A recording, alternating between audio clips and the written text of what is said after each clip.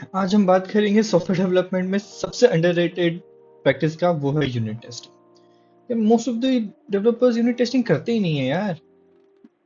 जैसे कि हमें कोई टास्क मिला, हमने उस पर कोडिंग की और हम उस पर बार बार रन करके हम उस पर टेस्ट करें कि whether that code run properly और नॉट। बट इन एक्चुअल में जब आप एक यूनिट टेस्टिंग करते हो तो आपको ये चीज़ पता चलेगी कि आपका कोड कितना अच्छा और कितना बग फ्री हो चुका है।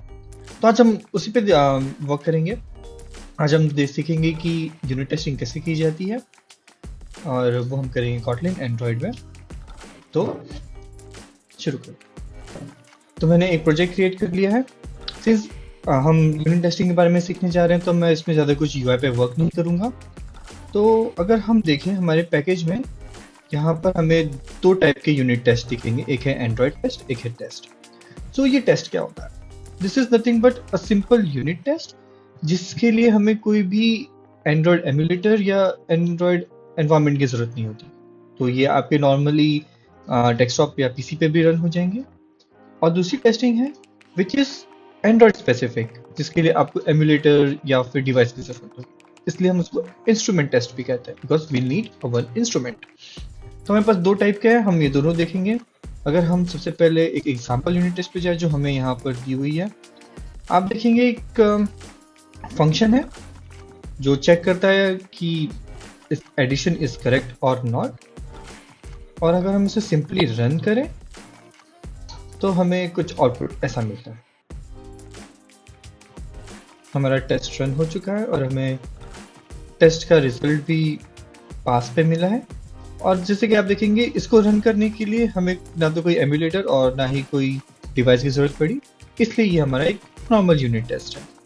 तो हम चालू करेंगे हमारे नॉर्मल यूनिट टेस्ट से। मैं फिलहाल अभी के लिए इसको डिलीट कर देता हूँ और हम एक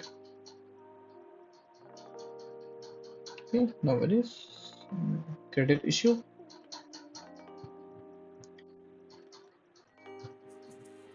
हम एक हेल्पर क्लास बना लेते हैं पहले।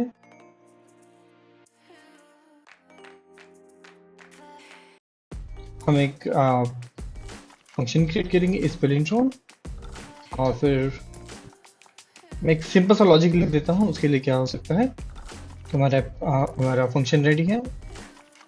अब हमें इसे चेक करना है हमारे यूनिट टेस्ट में। तो आइए हम सबसे पहले एक फंक्शन लिखेंगे, फंक्शन टेस्ट इज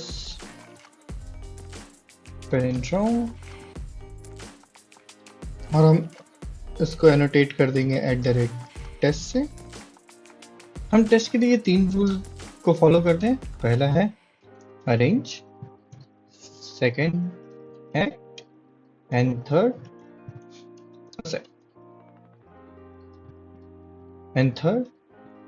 असर्ट। तो अरेंज में हम हमारे सारे वेरिएबल्स को डिफाइन कर लेते हैं। तो पहले हमें चाहिए helper, which will come from our helper class। okay। act, हमें ये चेक करना है well is palindrome, helper dot is palindrome, और हमारा पहला स्ट्रिंग होगा madm madam, and will assert। तो हम assert करेंगे तो हमें assert कैसे करना है। assert equals, इसका फर्स्ट पैरामीटर है एक्सपेक्टेड। हम क्या एक्सपेक्ट कर रहे हैं? हम एक्सपेक्ट कर रहे हैं ट्रू, और एक्चुअल हमें यहाँ से मिल जाएगा। और अगर हम इसे रन करें तो हमें पता चलेगा कि हमारा टेस्ट पास हुआ है। सो आप देख सकते हैं हमारा टेस्ट पास हो चुका है। दैट मीन्स ये पैलिंड्रोम है। हम दूसरा टेस्ट केस लिखते हैं जिसमें हम ये चेक करेंगे कि किसी दूसरे वैल्यू के साथ ये वर्क कर पाता है या नहीं। तो फन टेस्ट इज पैलिंड्रोम, और हम उसको इनपुट क्या देंगे? उसको इनपुट देंगे इनपुट 555। मैंने इसको नाम इस तरह से इसलिए दिया है सो दैट हमें पता चल सके कि हमारा इनपुट क्या था। तो जब हम लॉग में चेक करें तो हमें बार बार फंक्शन में जाकर चेक ना करना पड़े कि कौन सा फंक्शन हमारा रन हुआ, वो मैं आपको थोड़ी देर में बताता हूँ। तो फिर से same 3 rules which is arrange, हम अरेंज करेंगे वेल हेल्पर, फिर हमें करनी है एक्ट, तो let's well result equals to helper dot स्पेलिंट्रॉन, हम पास करते हैं 555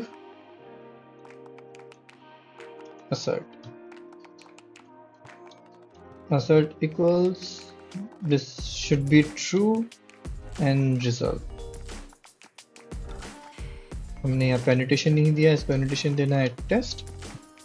और जब हम इसे रन करें, आइए चलिए हम इस दोनों को एक साथ रन करते हैं। उसके लिए हमें ये क्लास पर रन करना होगा, so it will run both our test at the same time. तो आप देख सकते हैं यहाँ पे हमारे पास टेस्ट केसेस 2 of 2 जो पास हो चुके हैं। अगर हम यहाँ पर देखें, इसने दोनों ही टेस्ट को रन किया और दोनों ही टेस्ट हमारे पास हो चुके हैं। आपने एक चीज ध्यान दी होगी, हम जो अरेंज कर रहे हैं वो हर मेथड में बार बार रिपीट हो रहा है। तो क्या कुछ हम ऐसा कर सकते हैं कि जैसे ही हमारा टेस्ट स्टार्ट हो तो ये चीज इनिशियलाइज हो जाए? Yes, we can do that. So let's take let init var helper is the type of helper, और हम एक यहाँ पे फंक्शन बनाते हैं जिसका हम नाम देते हैं setup। ये setup क्या करेगा, इस helper के वेरिएबल को एक इंस्टेंस असाइन करेगा और हमें इसे एनोटेट करना है विद begin before। So जब भी हमारा टेस्ट रन होगा, सबसे पहले ये कॉल होगा एंड हमारा हेल्पर इनिशिएट होगा। And what we can do, we can simply comment this out and we can take this helper from global variable. और अगर हम इसे रन करें और देखें तो ये कुछ इस प्रकार से होगा। परफेक्ट। तो हमने हमारा एक सबसे पहला टेस्ट केस लिखा है जो कि बहुत ही आसान सा था, आप देख सकते हैं। अब हम नेक्स्ट वीडियो में आपको बताएंगे कि इसको और अच्छी तरीके से पैरामीटर वाइज कैसे कर सकते हैं। जैसे कि आपने देखा, हमने 2 पैरामीटर डिफरेंट सेंड किए, बट उसके लिए हमें 2 फंक्शंस लिखने पड़ गए। अब हम इसे पैरामीटराइज कैसे कर सकते हैं कि हमें सिर्फ एक ही फंक्शन लिखना पड़े और हमारा यूनिट टेस्ट उसे multiple types of parameters pass करे। तो स्टे ट्यून्ड।